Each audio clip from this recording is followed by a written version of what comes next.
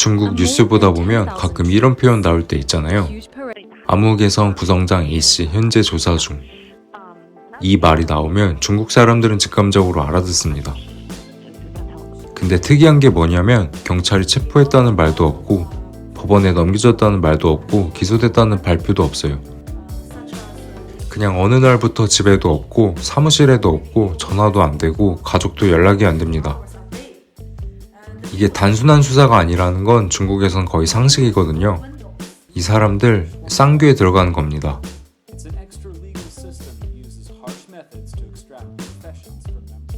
오늘은 중국 고위 관료들이 왜 이렇게 흔적도 없이 사라지는지, 그리고 이 쌍규라는 제도가 왜 법 위의 시스템이라고 불리는지 하나씩 풀어보겠습니다. 쌍규, 한자로 보면 뜻은 단순해요. 정해진 시간, 정해진 장소. 즉 지금 당장 이 시간에 이 장소로 와서 조사를 받아라. 본래 의미는 이 뜻입니다. 겉으로 보면 출석 요구 같은 건가 싶잖아요? 그런데 여기서 핵심은 법원도 검찰도 경찰도 아닙니다. 이걸 집행하는 곳은 중국 공산당 중앙기율검사위원회, 줄여서 중기위라고 불리는 곳에서 집행하는데, 여기서 중기위는 국가기관이 아니라 공산당 내부 조직이에요.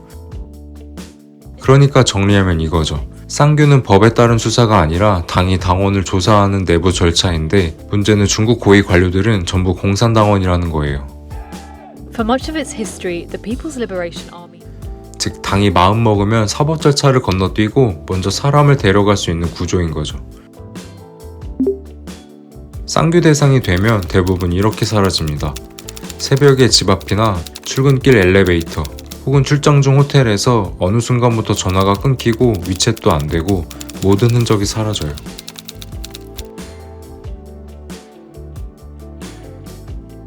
그리고 이동되는 곳은 일반 구치소가 아닙니다. 중국에선 교육센터, 연수시설, 휴양소 별관 이런 이름으로 불려요. 근데 실제 내부 증언을 보면 이건 휴양소가 아니라 거의 비공식 감금시설이에요. 방은 창문 없고 24시간 감시되며 외부 접촉은 완전 차단되고 변호사 접견도 당연히 불가합니다. 이 기간 동안 이 사람은 법적으로 어떻게 되느냐? 존재하지 않는 사람이 됩니다. 구속 기록도 없고 체포영장도 없고 재판 일정도 없어요. 그래서 중국 내부에선 이런 말이 돌아요. 쌍규에 들어가면 살아서 나올지 시체로 나올지 모른다. 중국 정부의 공식 입장은 이거예요. 한마디로 쌍규는 부패 척결을 위한 엄격하지만 합법적인 내부 조사다라는 건데, 근데 내부 증언은 완전히 다릅니다. 인권단체 보고서와 전직 관료 증언을 종합해보면 이런 방식들이 반복적으로 등장해요. 실제 피해 가족이 인터뷰한 내용에 따르면 먹지도 자지도 못하게 했고, 음식을 주지 않은 채 아주 작은 의자에 앉혀놓고 수십 시간 동안 꼼짝도 하지 못한 채 같은 자세를 강요했다. 그래서 엉덩이 살이 썩어 들어가고 피부에서는 고름이 흘러나왔다. 사실상 그들은 뇌물수수나 다른 범죄에 대해 이야기를 지어내서 자백하라고 강요한 것이다. 만약 자백하지 않으면 가족들까지 체포해 유죄 판결을 내리겠다고 협박했다. 이게 왜 문제냐면 강제 자백 구조라는 거예요. 실제로 쌍규 조사 후 조사 중 사망으로 처리된 고위 관료 사례도 꽤 많습니다. 항상 같은 표현이 붙죠. 조사 중 심리적 압박으로 극단적 선택.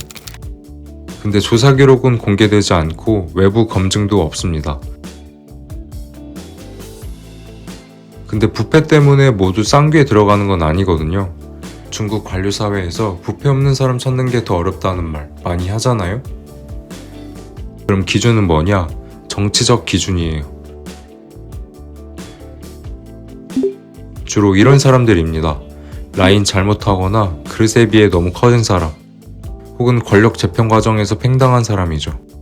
특히 이 패턴이 가장 선명하게 나타난 시기가 시진핑 집권 초기예요.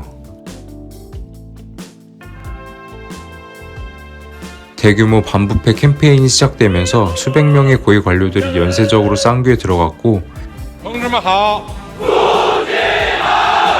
同志们好。 그 자리를 시진핑 핵심 인사들이 채웠죠. 同志们辛苦了。 그래서 중국 내부에서는 이렇게 표현합니다. 쌍규는 감옥이 아니라 정치적 사형 선고다.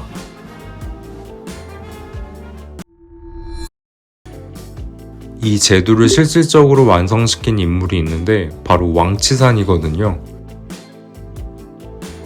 시진핑의 최측근 그리고 반부패 캠페인의 총책임자였죠. 왕치산은 공개적으로 이런 말을 한 적이 있습니다. 당 규율 적용을 법 적용보다 앞서 시행해야 한다. 이 말 한 문장이 쌍규의 성격을 정확하게 보여줘요. 법보다 당이 위에 있고 당의 판단이 곧 정의다. 쌍규는 이 논리를 제도화한 장치입니다. 근데 국제사회는 이걸 어떻게 보냐면 강제 실종에 해당하는 제도, 고문 위험이 구조적으로 내재 이렇게 보거든요. 이 비판이 커지자 중국은 2018년 이후 쌍규라는 용어를 공식 문서에서 줄이고 류지 제도로 이름을 바꿉니다. 근데 구조는 거의 같습니다. 그래서 이름만 바뀌었지 사람을 지우는 방식은 그대로다. 이런 말이 나오죠. 오늘 이야기는 여기까지고요. 시청해주셔서 감사합니다. 세상의 모든 이야기였습니다. 감사합니다.